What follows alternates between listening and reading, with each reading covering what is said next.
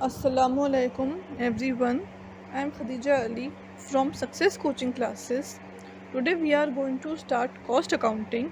Here is cost accounting part 29. Advantages of standard costing. इसमें है cost control, production planning, comparative study, measurement of efficiency, reduction in clerical workload. चलिए अब हम आगे देखते हैं। आगे है कॉस्ट कंट्रोल। इसमें है standard costing is a very useful in cost control. जो स्टैंडर्ड कॉस्टिंग है ना वो बहुत ज़्यादा यूज़फुल है कॉस्ट कंट्रोल में। फिर है under this standard cost are compared with the actual cost to analyse the variance. इसका मतलब ये है कि इसमें क्या होता है, जो एक्चुअल कॉस्ट है ना वो क्या होती है, कंपेयर होती है हमारे स्टैंडर्ड कॉस्ट से। काहे के लिए? एनालाइज करने के लिए वेरिएंस को। So the corrective steps are taken to reduce the cost to increase profit। उससे क्या होता है कि जब ये हमारे स्टैंडर्ड कॉस्ट और एक्चुअल कॉस्ट कंपेयर किए जाते हैं उसके बाद हम उसको एनालाइज करते हैं हमारे वेरिएंसेस को, फिर कुछ करेक्टिव स्टेप्स लिए जाते हैं। काहे के लिए? हमारे कॉस्ट को वो रिड्यूस द कॉस्ट, जो कॉस्ट है उसको रिड्यूस करने के लिए और हमारे प्रॉफिट को बढ़ाने के लिए। फिर हम दूसरा देखते हैं, इसमें है प्रोडक्शन प्लानिंग। इसमें है in standard costing standards are determined in relation to material, labour, machine etcetera.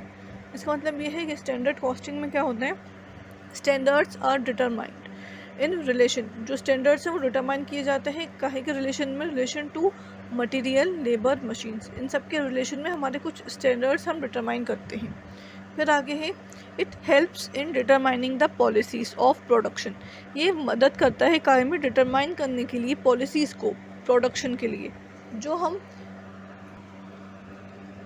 हम प्रोडक्शन करने वाले हैं उसके लिए हम कुछ पॉलिसीज़ को डिटरमाइन करते हैं। फिर आगे है and product planning according to the efficiency of the organisation. और क्या होता है फिर, जो प्रोडक्ट प्लानिंग है ना वो अकॉर्डिंग काय की होती है, एफिशिएंसी के अकॉर्डिंग होती है ऑर्गेनाइजेशन के, कि हमारा जो ऑर्गेनाइजेशन है उसकी हम एफिशिएंसी कैसी है, हम उसके अकॉर्डिंग उसके हिसाब से हम क्या करते हैं, हमारे प्रोडक्ट्स को प्लान करते हैं। चलिए अब हम आगे देखते हैं। आगे है कंपैरेटिव स्टडी। इसमें है in this technique standard cost is always compared to actual cost.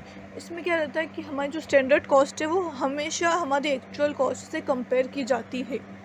So standard cost technique is helpful in comparisons of cost.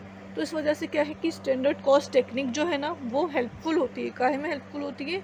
In comparisons of cost को कंपेराइज करने के लिए। फिर आगे है मेजरमेंट ऑफ एफिशिएंसी।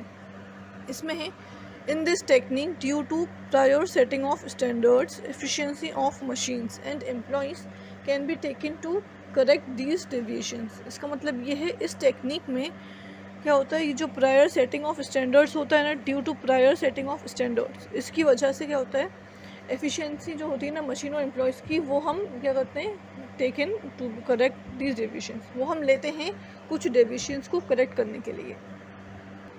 इसका मतलब ये है कि हमारे जो मशीन्स हैं और हमारे जो एम्प्लॉयज़ हैं ना, हम उनकी एफिशिएंसी को देखते हैं। एफिशिएंसी को देखेंगे फिर can be taken to correct this deviations. ये सब जो हैं वो काय के लिए हम लेते हैं, कुछ डेविएशंस को करेक्ट करने के लिए लेते हैं। चलिए अब हम आगे देखते हैं। आगे है रिडक्शन इन क्लरिकल वर्कलोड। इसमें है under standard costing records are maintained only for the necessary information. इसमें क्या है कि स्टैंडर्ड कॉस्टिंग के अंडर जो रिकॉर्ड्स हैं ना वो सिर्फ और सिर्फ ज़रूरी इन्फॉर्मेशन के लिए बनाए जाते हैं। फिर है no records is maintain for less significant and unnecessary information. कोई भी रिकॉर्ड जो है वो लेस सिग्निफिकेंट के लिए या फिर गैर ज़रूरी नहीं बनाया जाता। अननेसेसरी इन्फॉर्मेशन के लिए कोई भी रिकॉर्ड हम नहीं बनाते। फिर है the report can be prepared easily. जो रिपोर्ट है ना वो बहुत आसानी से बनाई जा सकती है। In this way standard costing reduces the clerical workload. फिर इसमें क्या होता है, जो स्टैंडर्ड कॉस्टिंग है ना वो क्लरिकल वर्कलोड को कम कर देती है। क्लरिकल वर्कलोड मतलब क्लर्क का जो वर्कलोड है वो कम हो जाता है, क्योंकि इसमें सिर्फ और सिर्फ ज़रूरी इन्फॉर्मेशन ही मेंटेन की जाती है। चलिए अब इसी के साथ हमारा कॉस्ट अकाउंटिंग का पार्ट 29 एंड होता है। Thanks for watching. Please like, share and subscribe. Press the bell icon.